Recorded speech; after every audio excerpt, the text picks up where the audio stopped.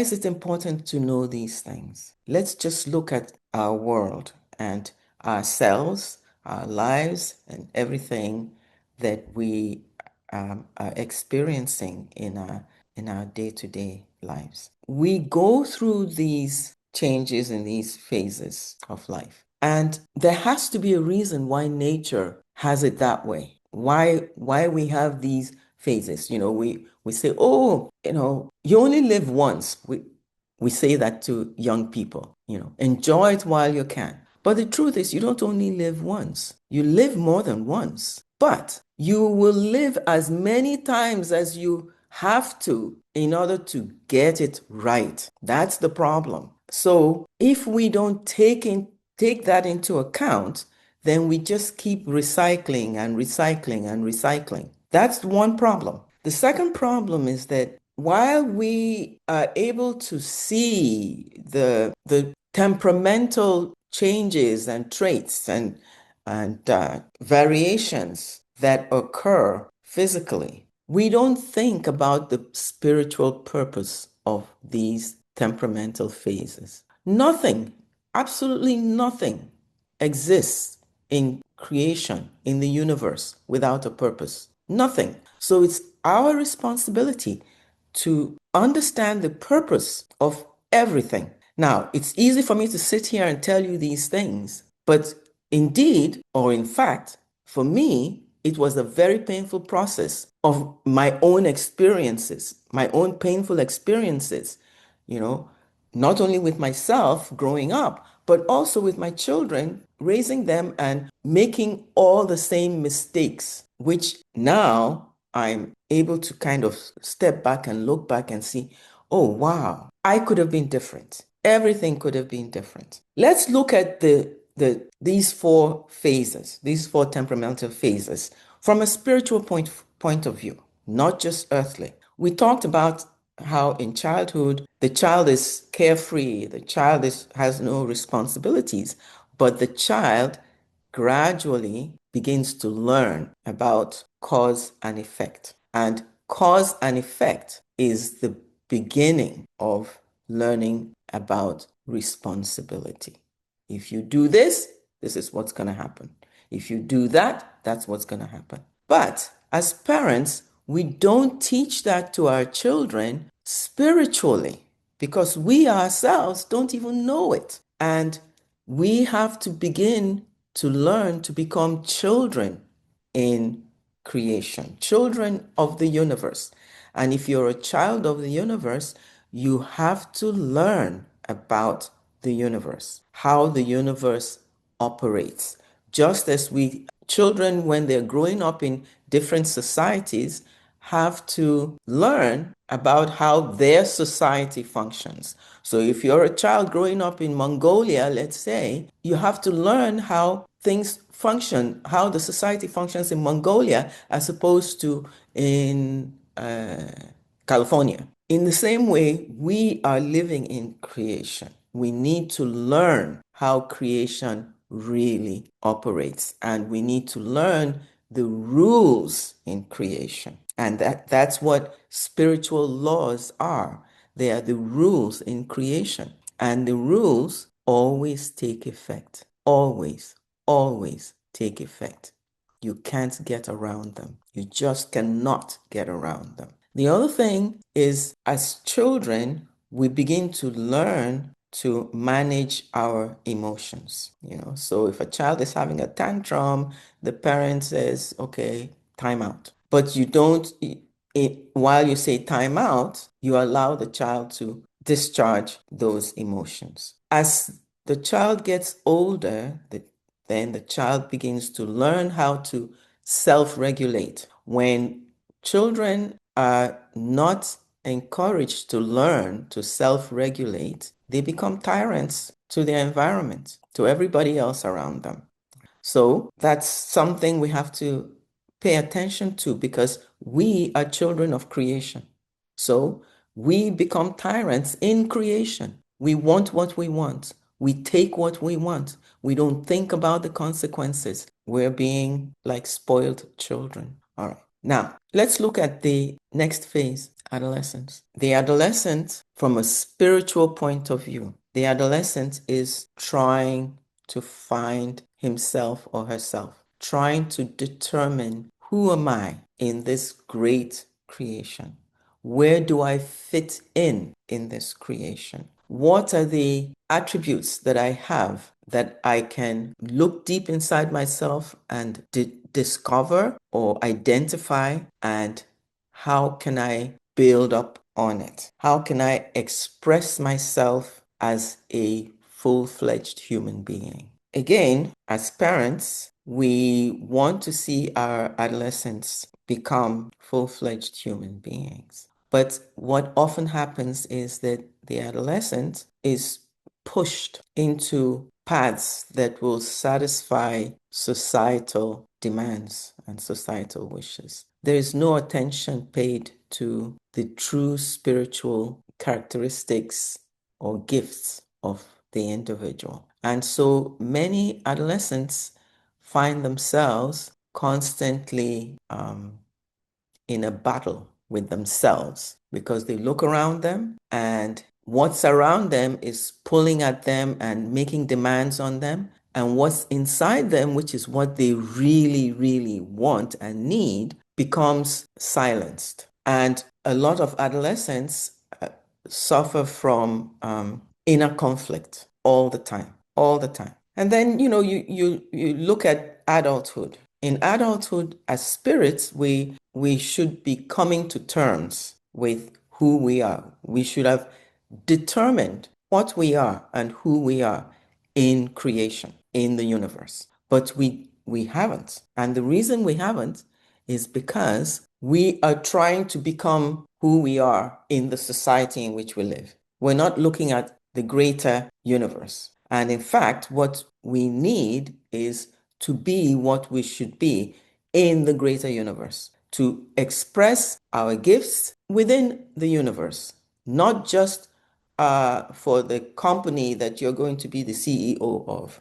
or the society that you're going to be, on the board, and so on and so forth. If we really are able to do that, our lives would go so much better. But what it is that today we've lost appreciation of spirit. Let's put it that way. And so let's look at all the problems that come out of that. Let's start with just the relationship of children and parents. And I'm saying this to you from my own experience as well, with my bringing up my children in a state of ignorance. Okay. That we come and we bring all our weaknesses with us. And then we turn around and blame our parents and the circumstances under which we were brought up as the cause of our unhappiness and our misery. But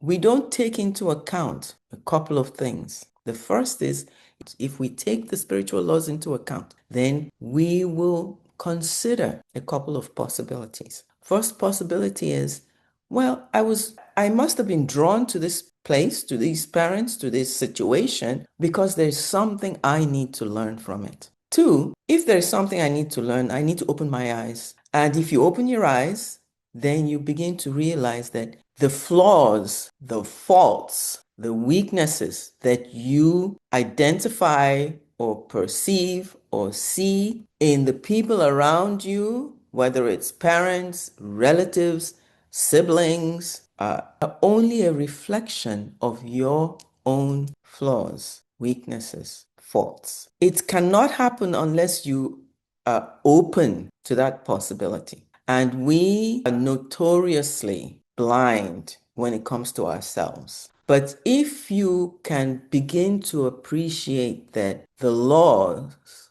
of nature, the laws of the universe, never, ever, ever make a mistake, then it will be the first step for you. The other problems that we find is that in the childhood phase, a person is supposed to be, or a person is generally carefree, not particularly responsible, and so on. But what's happening now is that because we don't take these phases seriously from a spiritual point of view, we're often stuck. Humans get stuck in a certain phase.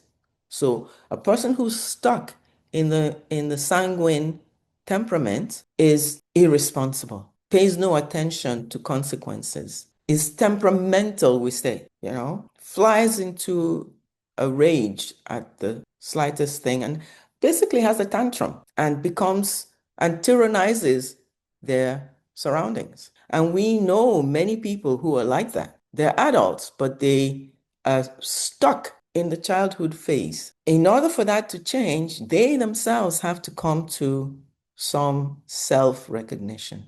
Else it doesn't change. They come back with the same behavior patterns because now those behavior patterns have become, because they choose to allow those behavior patterns to persist, the behavior patterns are now their personality.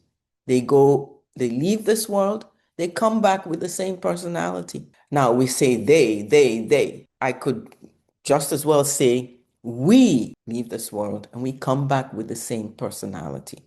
We meaning you and I. Because in the final analysis, it's all about, me, all about you, and not about them, not about he or she or they. Now, if a person is stuck in the melancholic phase, and we know lots of people who are stuck in that phase, they're busy trying to find themselves. They feel lost. They're constantly anxious. They're depressed. They're trying to figure themselves out and can't seem to be able to do so. And in many instances, they're unable to recognize the innate gifts that they have, that they came with and could develop for their own fulfillment, because they're busy trying to develop or fulfill what they think the world considers valuable. That's a very, very hard one for many of us. Many of us. And what we don't realize is that every gift you're given that you bring to this world, if you don't use it, you are the only one who suffers from not using it. And the gifts that you have, the world may not consider it valuable, but it is valuable for you as a spirit. It is valuable for your own development as a spirit. And if you listen to your inner voice and you search deep inside you for that gift or strength, when we say gift, people kind of think of it as, artistic gifts or business, gifts. But really it's whatever your strengths are. If you use them in your interactions every day, you will achieve success no matter what the world thinks. And you have to really try it to see that it really works. What matters is what you came with as a spirit. You came as a spirit and you came with some strengths. You have to use them. You came with some weaknesses. You have to work on them. And there is not a single one of us on the face of this earth that is free of weaknesses. And there is not a single one of us on the face of this earth that does not have strengths. You just have to pay attention to your own strengths and work on your own weaknesses. Now, in the adult phase, we're out there asserting ourselves, becoming contributory members of the society. From a spiritual standpoint, we have to become contributory members to the universe, in the universe. Becoming contributory members involves a sense of get up and go, a sense of motivation. But you cannot have motivation without a goal, right? So you set goals and you pursue your goals. For many of us, the goals are purely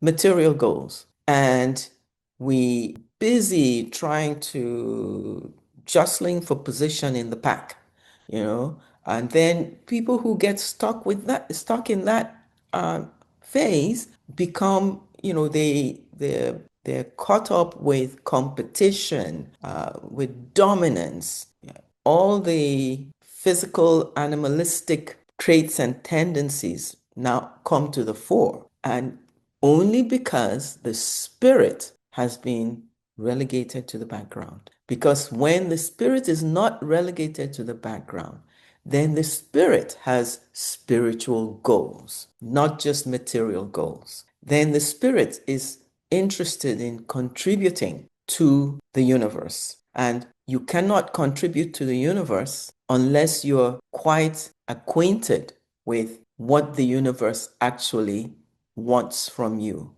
or needs from you. But because we've disconnected ourselves spiritually, we're caught up with just material goals. We all should go through these phases for a good reason. The reason is, if we're spiritually open to it, each of these phases helps us in our development, in our spiritual development. It helps the spirit, but we have to start looking at the phase from a spiritual point of view and living it from a spiritual place. In general, very few human beings, very few humans actually attain to a healthy phlegmatic phase in their lives. Meaning, very few people make it to a truly healthy, peaceful, balanced old age. Many of us are stuck in the choleric phase, and the result is fear of aging, fear of dying. Everybody's like anxious, and as they get older, they become more and more anxious. Why are they anxious? Because for many of us, we've wasted this entire life cycle. We haven't really used it. We haven't learned anything. And when we leave empty handed. And all the earthly problems, issues, whatever, is waiting for us when we come back. We have to pass through that layer and be completely encased in it again. I hope I'm making sense. Does that mean that, we should not be concerned, we should not pay a little bit of attention to our physical body? No, you have to pay attention to your body because you need your body to be able to function in the material world. But the you that needs the body, the you that needs to function, needs your attention. Because there's no point you being here if you're not going to pay attention.